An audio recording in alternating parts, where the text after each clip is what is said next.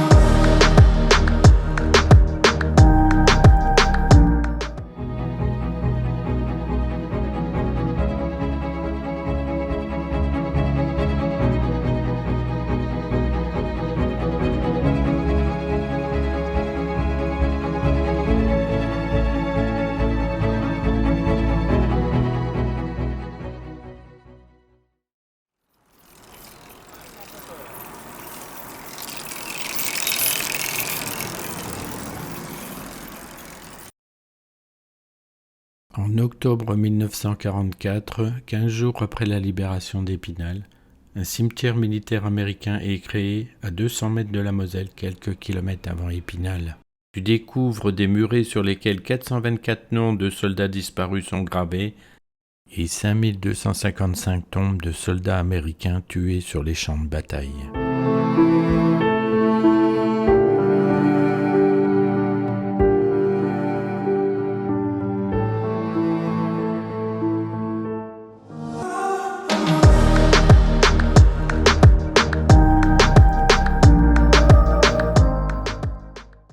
Épinal aurait été fondé en fin du Xe siècle. L'évêque de Metz fait construire un monastère et un château pour protéger la région des attaques des Bourguignons qui possèdent Remiremont.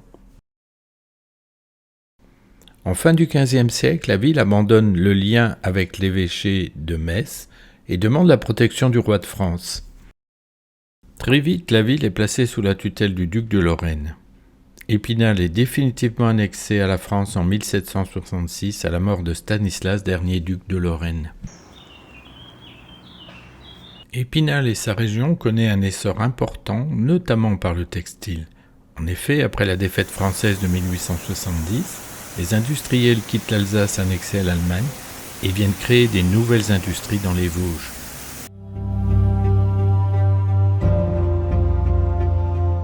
En septembre 1944, la reconquête de la ville se traduit par des duels d'artillerie entre Alliés et Allemands. La ville est sinistrée.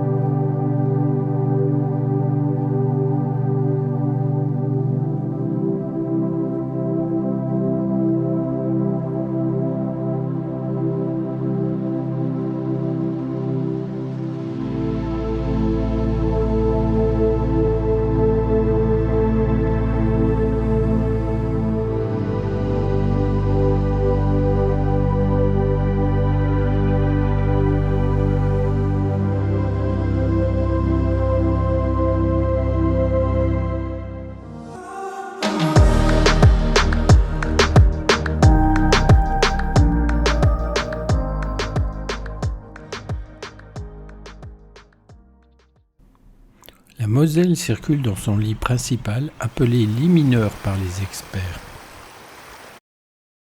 En fait, ce lit mineur fait partie d'un lit bien plus vaste, pouvant atteindre plus d'1 kilomètre de largeur, appelé lit majeur, constitué de gravier dans lequel de l'eau circule en profondeur, très lentement, à une vitesse de quelques mètres par jour. Le lit majeur recouvert de végétation est inondable. Tu peux constater les quantités importantes de gravier bordant la rivière. Et les nombreux étangs visibles près de la Moselle sont en réalité des anciennes gravières exploitées par l'homme pour extraire les sables et les galets appelés couramment les cailloux de Moselle.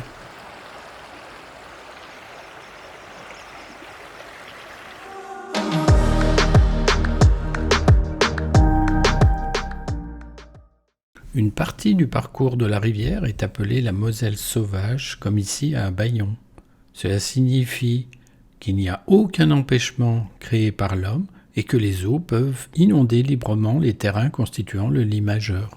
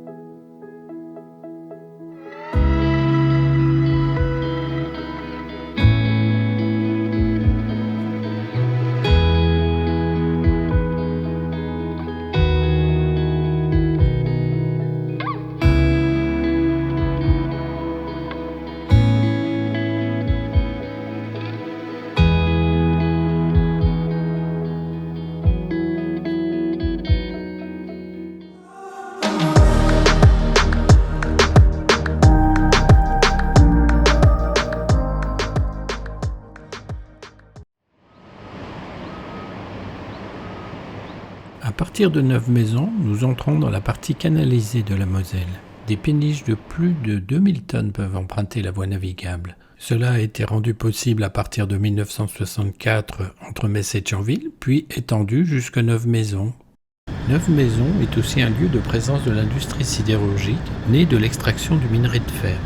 En fin du XIXe siècle, le bassin de Nancy comptait 40 mines de fer. Les hauts fourneaux de Neuve-Maisons n'existent plus, mais le site a conservé une production d'acier, un acier élaboré à partir de ferrailles récupérées. Avec Agondange, plus au nord, cela constitue les deux seules aciéries encore en activité en Lorraine.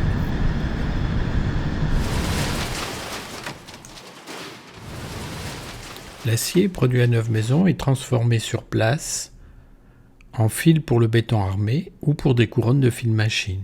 Plus de 300 salariés exploitent ce site sidérurgique.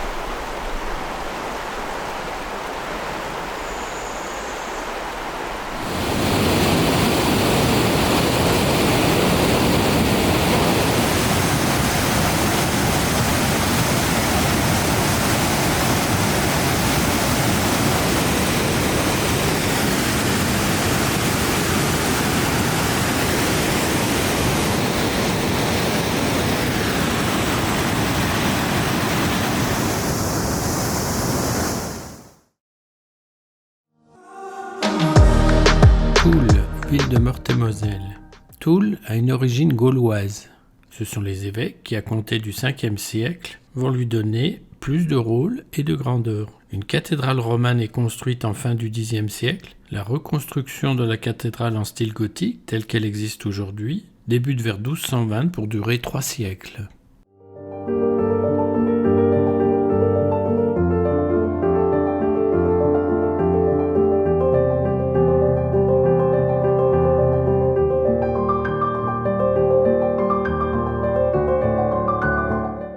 Toul était un évêché indépendant, mais appartenant au Saint-Empire germanique. C'était l'un des 3 évêchés, Metz, Toul et Vernin, comme le précisaient les manuels scolaires d'histoire.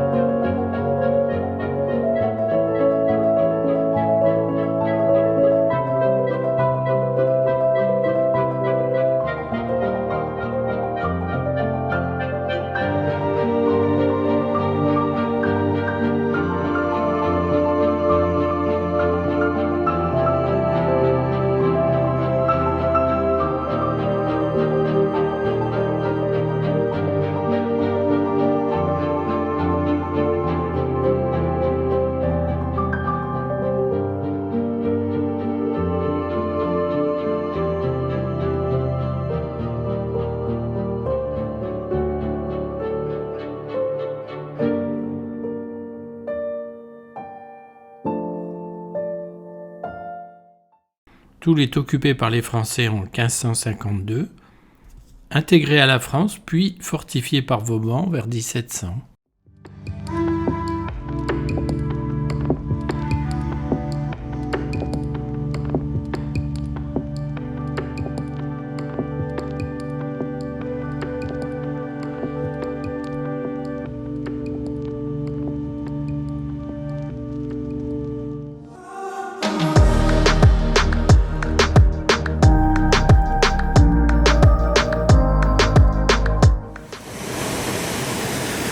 L'Ingressin est le petit ruisseau qui occupe une partie de l'ancien lit. Suivons l'ancien écoulement de la Moselle avec notre guide.